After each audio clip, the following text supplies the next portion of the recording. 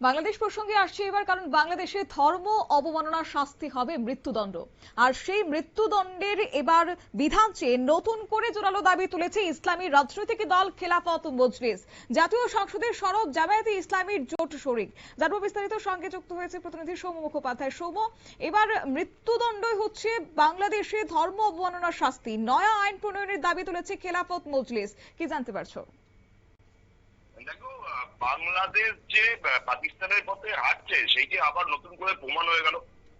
BNP সরকার গঠনের পরে একটা আশা দেখেছিল যে বাংলাদেশের পরিবেশ হয়তো চেঞ্জ হবে, কিন্তু যেভাবে একের পর এক সিদ্ধান্ত নেওয়া হচ্ছে, প্রথমে বাংলার সাথে সাথে উর্দুকেও যেভাবে সংসদে বক্তব্য রাখার ভাষা হিসেবে স্বীকৃতি দেওয়া হয়েছে, তারপরে নতুন করে বাংলাদেশের ধর্ম অবমাননার যে অভিযোগ সেটা আটকানোর জন্য কড়া আইন প্রণয়নের দাবি উঠলো জাতীয় সংসদে।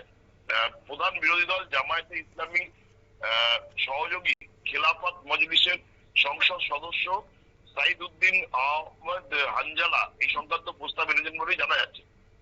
বুধবার দিন বাংলাদেশের জাতীয় সংসদে রাষ্ট্রপতি ভাষণের পরেই ধন্যবাদ জ্ঞাপক প্রস্তাব সংক্রান্ত বক্তৃতায় খেলাফত মজলিসের সাংসদ সাইদ উদ্দিন দাবি করেন যে হযরত মুহাম্মদের নামে কোনো অবমাননাকর মন্তব্য করলে সংশ্লিষ্ট ব্যক্তিকে মৃত্যুদণ্ডের শাস্তি দিতে হবে।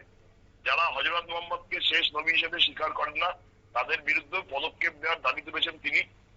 এই বিষয়ে মাদারীপুর ১ নম্বর আসনের সংসদ সদস্য সাইদুদ্দিন বলেন যে আমরা বারবার দেখেছি কিছুদিন পর পরই কারা এরকম করছে, কিন্তু এটা চলতে দেওয়া যায় না। সাইদুদ্দিনের মতে যে দোষী যদি ইসলাম ধর্মাবলম্বী হন তবে তাকে অমুসলিম ঘোষণা করতে হবে। দেখো, বিষয়টা হচ্ছে যে এই মুহূর্তে বাংলাদেশে সরাসরি ধর্ম অবমাননা আইন নামে কোনো বিশেষ আইন নেই।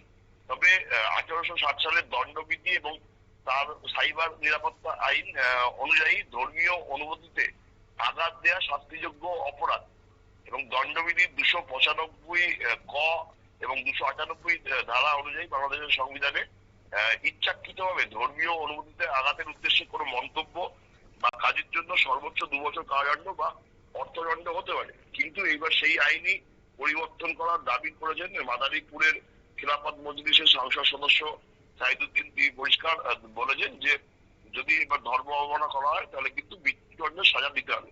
আর এই আইনটি প্রচলন হবে বলেই মনে করা হচ্ছে বাংলাদেশে। যদি এই আইন প্রচলন হয় তাহলে কিন্তু সংখ্যালঘু সম্প্রদায়ের উপর অত্যাচার বাংলাদেশে আরো বৃদ্ধি পাবে বলেই আশঙ্কা অভিজ্ঞ মহলে।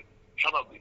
তবে মানবাধিকার সংগঠনগুলো বিশেষ করে তাদের একটা মত প্রকাশ দিচ্ছে যে স্বাধীনতা একটা বাধা, মত প্রকাশের স্বাধীনতাতে বাধা সৃষ্টি হতে পারে।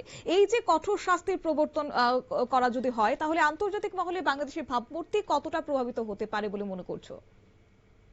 দেখো, বিষয়টা হচ্ছে যে বাংলাদেশ পাকিস্তানের ভাবমূর্তি গত কয়েক মাসে কিন্তু যথেষ্টই খারাপ।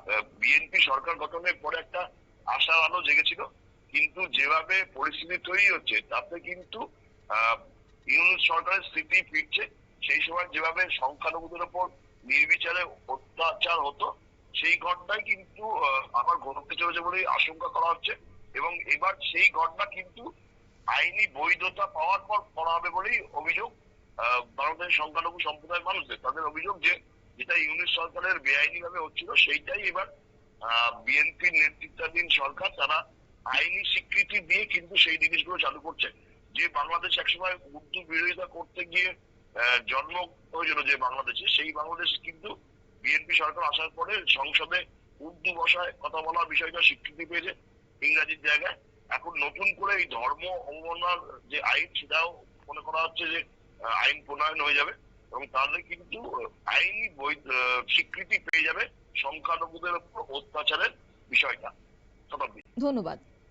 আপনারা শুনেন, তবে এই বিষয়কে কেন্দ্র করে ভিন্ন মত রয়েছে। বিশেষ করে মানবাধিকার সংগঠনগুলো বলছেন এর ফলে মত প্রকাশের স্বাধীনতার উপর একটা প্রভাব পড়তে পারে মানবাধিকারের উপরও। তাই দেশের রাজনৈতিক এবং সামাজিক দুই ক্ষেত্রে কিন্তু একটা বিতর্ক তৈরি হয়েছে। তবে যাই হোক, এখনো পর্যন্ত সরকারিভাবে কিন্তু কোন রকমের অবস্থান আনুষ্ঠানিকভাবে বলা হয়নি। নিয়ে নিচ্ছি ছোট্ট একটি বিজ্ঞাপন বিরতি, সঙ্গে থাকুন।